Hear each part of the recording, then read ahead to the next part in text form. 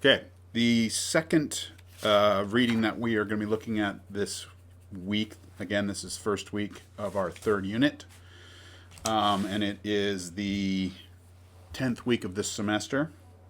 So we just finished talking about Kenneth Burke's challenging but brilliant essay, Psychology and Form, and then that's to be followed up by this little piece by Lakoff, George Lakoff, on the role of framing, the role of brain in politics. I don't actually know where this. I don't know if this was published. I know the work of George Lakoff, and so I was looking up Lakoff and I was looking up framing, and I was trying to find something that was sort of short and accessible, that wasn't too like technical or too elaborate or anything. And this came across my screen, and I looked at it quickly, and it looked about what I was looking for, but I don't think that it's been published. I don't know the year that this was composed, and I don't know what it was for, so I might need to look that up. But anyway, the thing itself is pretty cool and pretty useful and interesting, I think. So we talked about Burke and form is a tricky but I think important concept in terms of persuasion and rhetoric. This idea of desire and its satisfaction, and I talked a fair bit about the different like realms that we could consider there, from like films to food to rock concerts. After I was doing the video, I was thinking about like roller coaster. I mean, that's another kind of like not even a metaphor. That's sort of like the thing itself, like the speed, the up and the down, the slow it down, the now go up, now da da da da, right? Like it's all kind of form and satisfaction and thrill and desire. So there's so many different examples that I think that we could draw on to talk about form, and I hope you guys are seeing the possibilities there. Now, how is framing related to form? When we're talking about framing, we're talking about kind of packaging. In terms of ideas, in terms of language that we use, and he's talking about worldviews, right? And he's gonna get into this really interesting kind of comparison between the conservative, stern father, what does he call him? The strict father, and then the sort of liberal, progressive, nurturant mother kind of idea. These are frameworks. They are worldviews. And George Lakoff was, really shrewdly pointing out the significance and implications of framing. This is going back to the Obama presidency. I remember hearing a lot about George Lakoff at that time. I think he did some consulting for Obama, and really tried to help with the communication side of that administration. Not that he needed it. Obama's a pretty good communicator, but in terms of that idea of packaging, and we're also going to look at nudging in a little bit. And Obama also deployed the work of nudge theorists. But yeah, Lakoff is a pretty major scholar at this point, pretty broadly known. He busted out of the academy in terms of his reputation and started doing, like, as he mentions in here, like political advising, consulting. We're kind of working with progressives or the Democratic side of the political spectrum here in the States, and helping basically sell the message. How do you get the message across, and how do you win over voters? And for him, framing is such an important part of that answer. And he's got some really good concrete kind of examples that he draws on here. So you can see, I think, pretty easily how it is that his work took off and that he became such a major voice. Not so much now, it's been a bit, and we've kind of moved on from some of these ideas, but he was really hot there for a while. And I love the way this thing begins. So this business, by the way, pause. I don't think that I'm going to be doing notes for this one because it's short and it's quite easy to read. I feel like the language is simple, it's accessible, and I started doing some notes, and I just found that I was like sort of saying obvious things. And so hopefully this video will do it. There's just a couple things I want to hit here. The first thing being this business of enlightenment rationality. This first page and the second page, what he's doing here is quite good, especially given the last couple of videos. The stuff on narrative persuasion, I talked about argumentation and the kind of the recent history going back to the early modern period, 17th, 16th century. talked about Descartes, talked about Ramus, and how it is that they pushed forward as the thing that matters most, hard, logical, kind of dialectical, top-down, abstract thought, and the truths that it comes up with. And that's the privileged kind of knowledge that society needs to base its policies and its norms and its values on. And anything that was like subjective or aesthetic or involved like audience opinion, all that stuff was thought to be kind of just about the passions and the animal spirits and so on. The moderns were really, really strictly about like reason and logic and science and da-da-da-da-da. He's calling that Enlightenment rationality. And he does this really cool thing where he talks about like the claims and how the claims are wrong. So the assumptions and then the reality. So here are the claims of Enlightenment reason and the material and the actual realities. So the claim is that from the Enlightenment, again, going back to Descartes, going back to sort of like a lot of these foundational stuff that got twisted around and worked over in the 20th century. But in any case, at the time of Kenneth Burke, at the time of even Walter Fisher, up until like the middle portion of the 20th century, these assumptions were still largely in place and largely holding a lot of grip over social thought, even academic thought, and policy and cultural norms and all the rest of it. So the first claim, thought is conscious, right? It's something that we kind of, this is reminding me of the central processing idea, right? Thought is always happening in this realm of like conscious, intentional, rational, focused, right? We're always thinking through pros and cons. Every decision we make is based on some rational decision. That was the assumption. He's saying, nope, but neuroscience shows that thought is about 98% unconscious, right? So he's saying basically the assumptions of the early modernists up until the 20th century were only about 2% correct in terms of what thought is actually doing. More recent studies and work on the brain and the nervous system and the senses and all the rest of it suggests that so much of what we're doing, our decision making, is more of that peripheral stuff that we talked about, right? In terms of unconscious, in terms of like barely aware. So that's interesting, which means that thought is driven by a lot more than just conscious, reflective, logos-driven kind of analytic reflection. It's a lot to do with feeling, sensation, emotion, mood, and so on. Next claim, reason is abstract and independent of the body. I talked about this in the last couple of videos, this idea of reason as this kind of separate, cloud-based, abstract process that has nothing to do with bodies, with sensations, with, you know, this idea of being hangry. I'm really hangry, and so I hate this idea, right? These assumptions would say being hangry never factors into your ability to be rational and make garbage, right? Reason is embodied in two ways. One, we think with our brains, and our thought and brains are physical. And two, thought is grounded in the sensory motor system. Hello, Wilbur, right? The neuromuscular thing once again.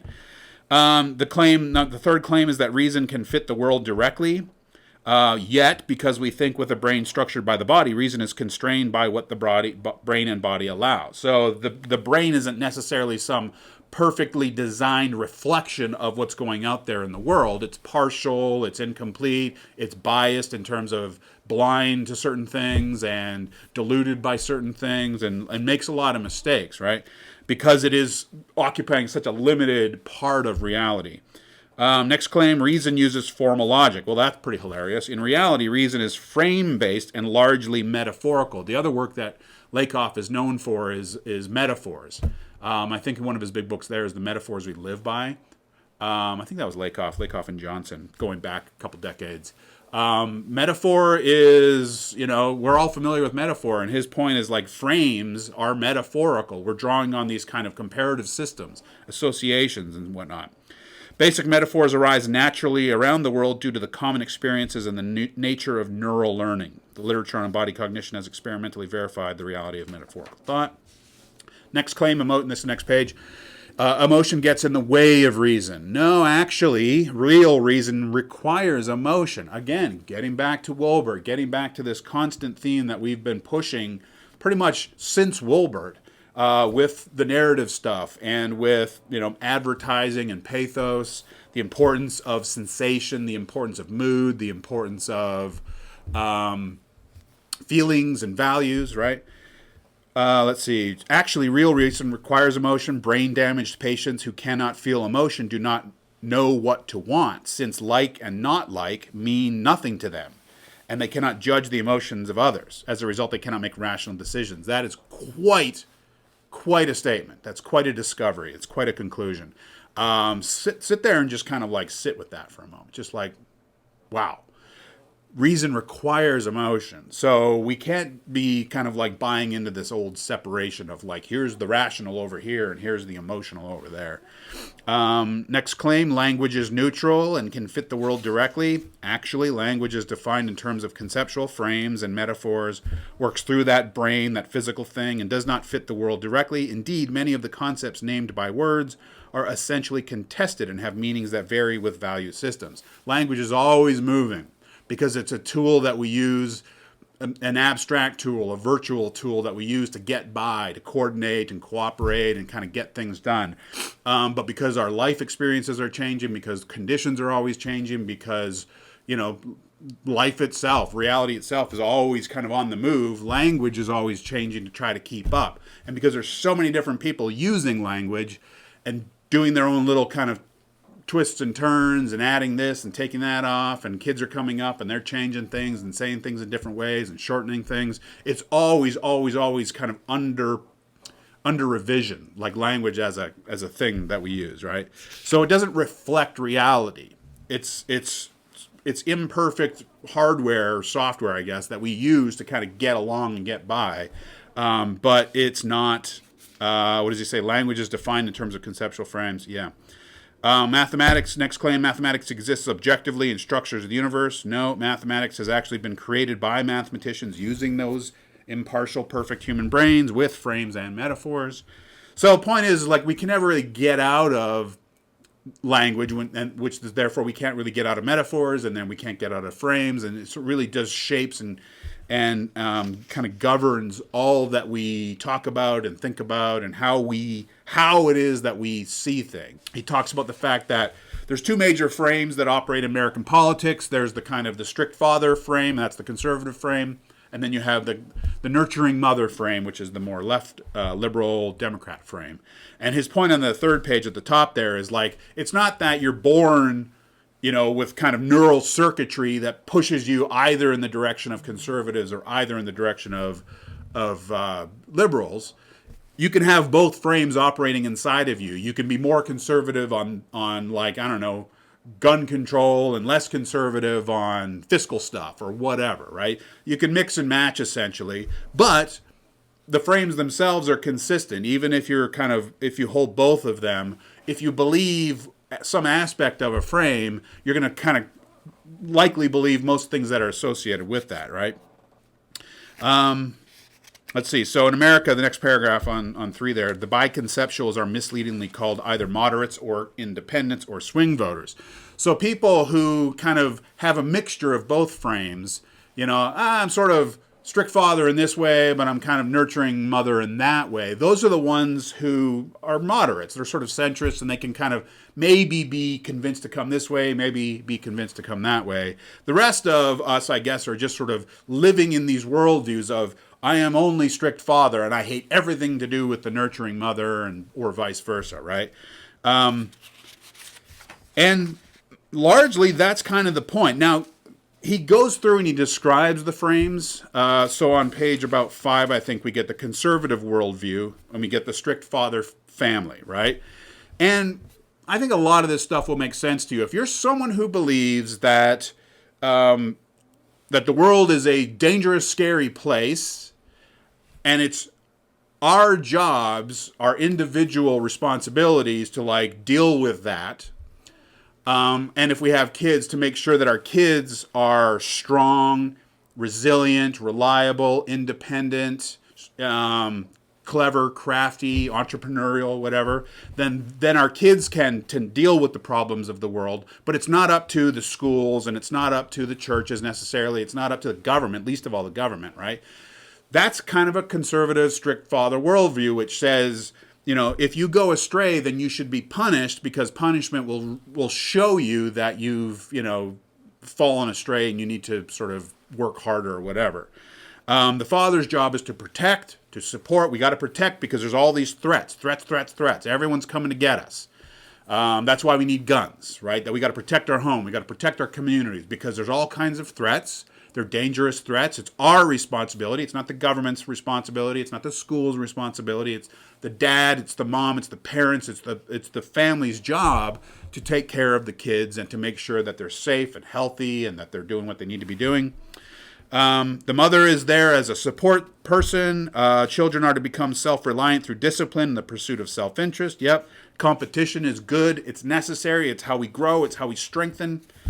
All right. These are the kind of conservative worldviews and conservative values that give rise to this kind of framework, this worldview and this framework, system of frameworks. When we're talking about taxes, we want less taxes because it's my job to take care of myself, not the government's job, right?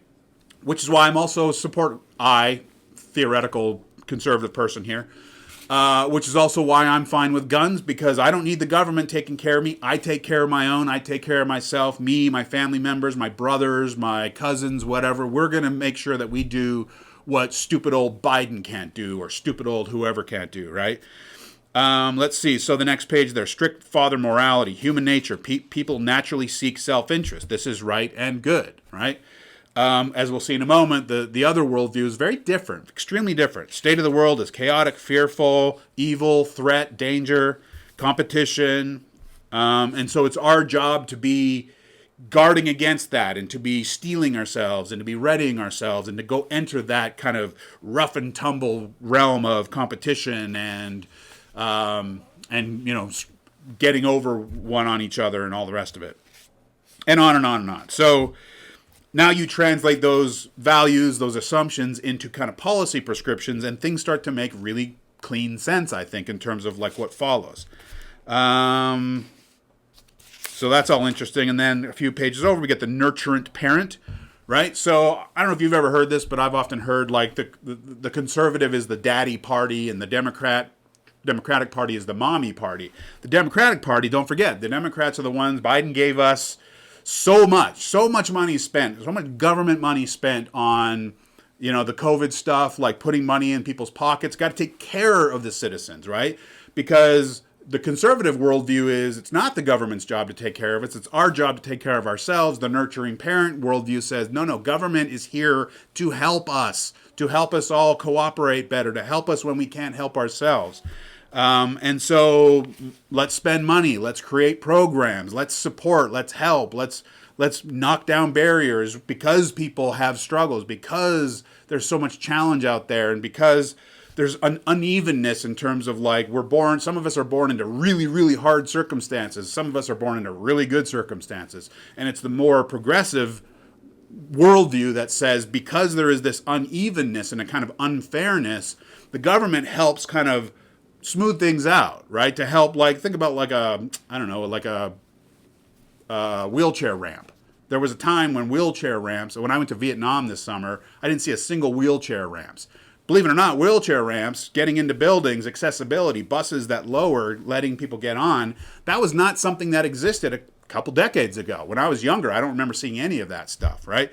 But it's because government can help. Government can create structures and programs that actually build bridges and make things a little less arduous for those who didn't come into the world with such, connections and resources available to them or whatever, right?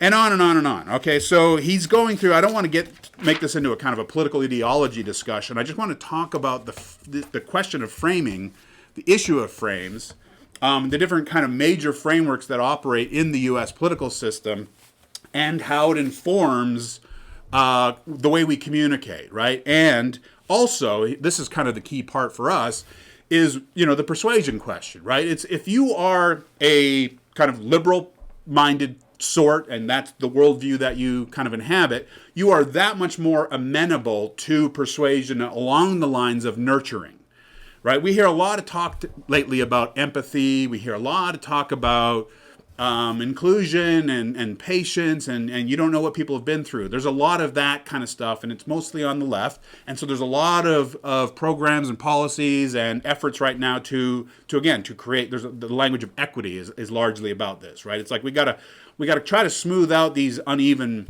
terrains in terms of people's life chances. The point is like, if you already kind of are there, and if you share a lot of those values, then you're going to be susceptible to that persuasion, right? If you don't, if you have more of a conservative worldview, if you believe more in like personal responsibility and independence and autonomy and taking care of your family, and everything kind of begins at home, then you have a different level of susceptibility. If it's to liberal kind of ideas, liberal values, then you're going to kind of react harshly to that, and you're going to be more susceptible to messages about personal responsibility and independence and maybe consequences, and like think about your thoughts on jail and punishment and all that kind of stuff. It all hooks in and flows together in terms of these frames, right? So frames, the point is that frames are persuasive in a kind of big sense, right? It's like you find yourself encountering a message. That message is participating in a worldview, and a framework is participating in a worldview.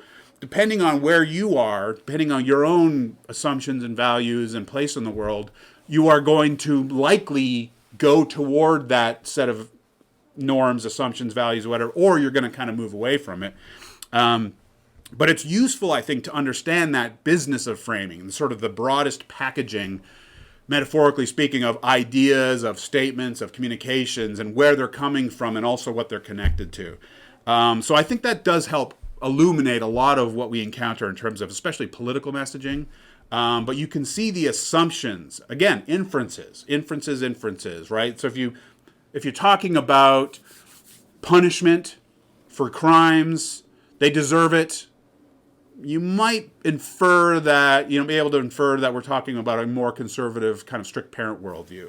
If you're talking about the necessity of new programs to support single moms or whatever, you might infer the framework about nurturance. You know what I'm saying?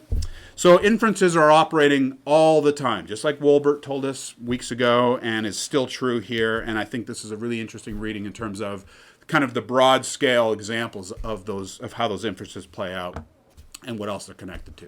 All right, that's plenty. Happy Halloween, everyone, and I will see you next week. Hope you enjoy this week's readings. I think that's really, really interesting stuff, and we will continue next week. Be well.